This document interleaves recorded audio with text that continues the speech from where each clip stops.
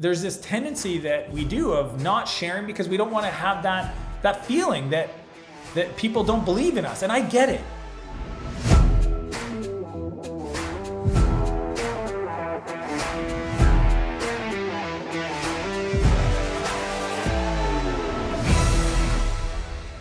Hey everybody, Dan here. I've got something on my heart.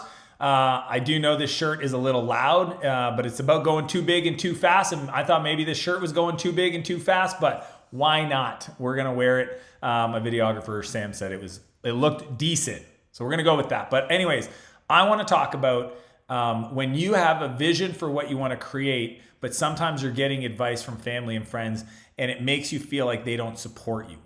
Here's what I mean by that. When I was building my company, Spheric, I got advice from my dad, who I love. He's my hero. But man, when I was starting off, I felt like he was trying to cramp my dreams. Every time we talked, he'd always tell me about the 100 things that I was doing wrong or that I should think about, or, and it just made me second guess everything. One of the things he said was, you really got to watch your cash flow. You really got to watch your cash flow. And I was like, I had saved $70,000 at that point. Okay. And I was only 24. I felt really like maybe unfounded confident, but I felt like I'm doing all the right things. Why does he keep bringing this up? Well, I continued to build the company. I hired 4 people from day one, and we started doing work with clients, and we started to build the product, and we started to generate revenue. And fast forward 6 to 9 months, I understood exactly what he was talking about. Essentially what happened is because of the way we were working with clients, and we would essentially, I hired people. So all of a sudden costs day one, I've got salaries. Then I bought them all, new laptops because they needed that. We had to buy some servers. We had to buy all this infrastructure. So 70 grand gets depleted really quick. Then we, had to find these customers, get the customers on board, and then eventually do some work, invoice the customers, and then they would pay us, but they would pay us 30 days after we did the work. And then when they paid us through a check that showed up in the mail. And then we're in Canada, they were in the US. So then there was a 3-week delay there. Oh, and then when I went to the bank and deposited that check, the bank's like, oh, yeah, it's frozen for 20 business days because you're a new company. And I'm like, literally the bank account went, boop, no money in. And I knew exactly what my dad was talking about. That's what he meant by cash flow.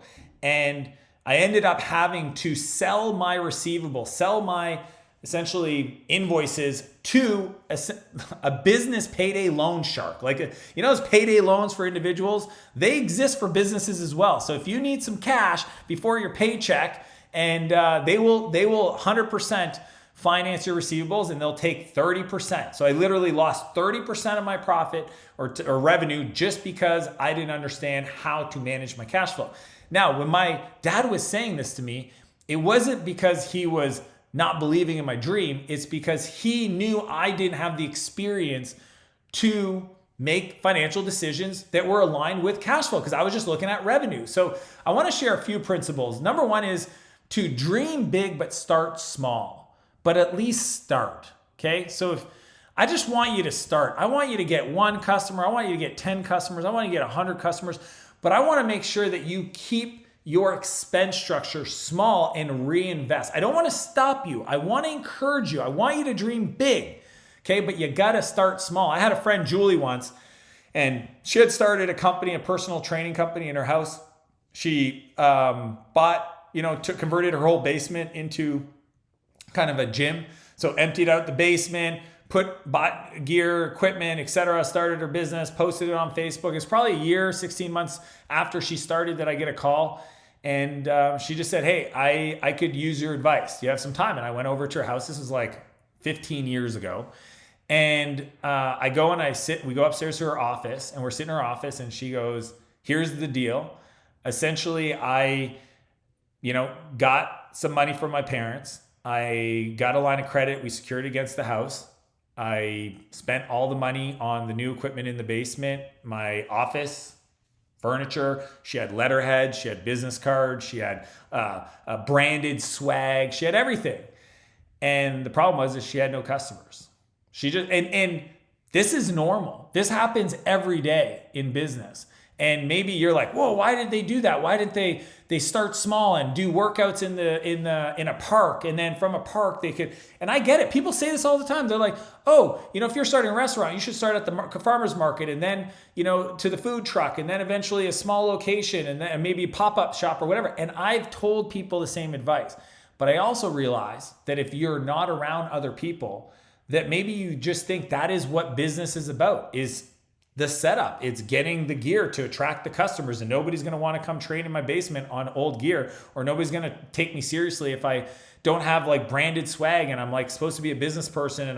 But I really want to encourage you to not start too big. I want you to dream really freaking huge, but I want you to start small. The second thing is to really know your numbers, okay? And if you want, one of my favorite books on this topic is called Simple Numbers by Greg Crabtree. He's a friend of mine. He's done all of our financial modeling, and it's just probably the best entrepreneurial financial book out there, okay? Because he's an accountant that doesn't act like an accountant. And if you ever get frustrated with accountants, you know what I'm talking about. I love you. Thanks for doing all my financial stuff and helping me with my taxes. But man, you guys, your reports are complicated. And the whole argument is that revenue is for vanity, okay? Top line revenue, it's sexy, it's awesome. It's like people talk about how many employees you have, or they say, well, this is our revenue. We're at 10 million, we're at 1 million, we're at 5, and they're really proud of it. So that's interesting. So revenue for vanity. Profit for sanity, right? You might hear this. Profit meaning like, okay, at the end of the month, how much profit do we make? The one thing you'll learn in business if you've been doing long enough is that what your accountant calls profit is not what you think profit is. I know me, I like to look at cash, not profit, because a spreadsheet or a balance sheet, a P&L, whatever you're using for your accounting software, the profit number does not equal dollars I can then go and spend. It just means I got to pay taxes. So profits for sanity, but cash is king. Cash flow, what you have left over at the end of the month from a cash point of view, after you've paid off your credit cards and your lines of credits and your wages and your vendors, etc. That is the most important thing. And most entrepreneurs don't understand how to do projections, and they don't understand how cash flow is created. So if this is news to you, again, it's on my heart to share this. Can you please spend some time learning about this? This is a non-negotiable fundamental aspect about business that if you don't know how this all works, you will catch yourself in a bad spot. Number 3 that I want to share that I think is really important is share your decisions with other people that have been more successful than you. And this is what I mean. I have so many friends, okay?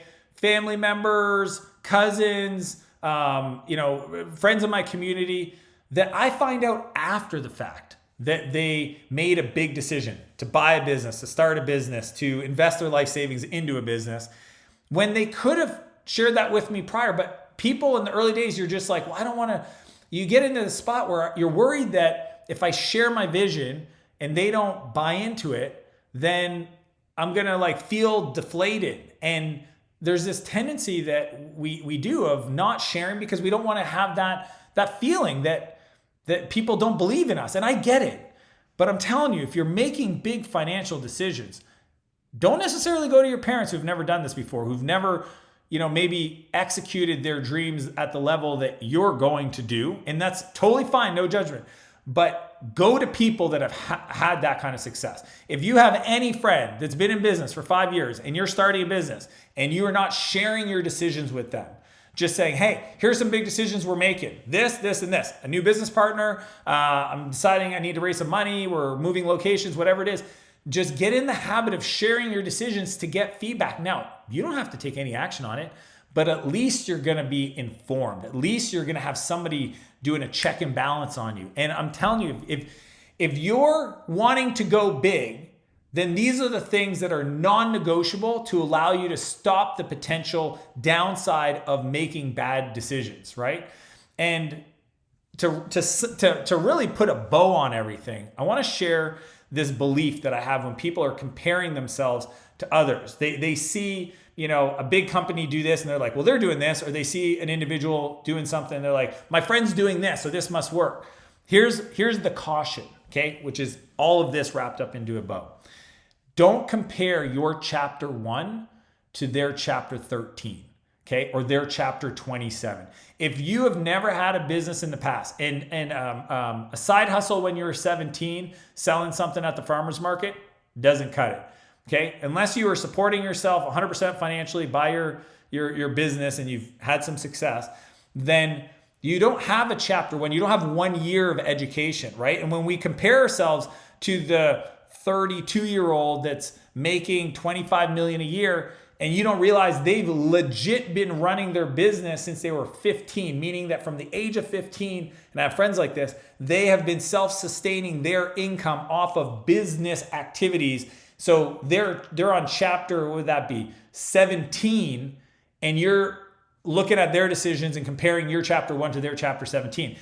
Biggest fallacy that you can make in business, which is, and why for a lot of people, they go way too big, too fast. They don't have that understanding. So that's what I have on my heart. If you like what you've shared and you want to follow along in my journey, be sure to subscribe to my newsletter, links below. Be sure to leave a comment on the channel. This helps with engagement. Subscribe, let me know what is the number one thing you took away based on what I shared today. And I hope this video finds you incredibly well, and we'll talk soon. Peace. Later.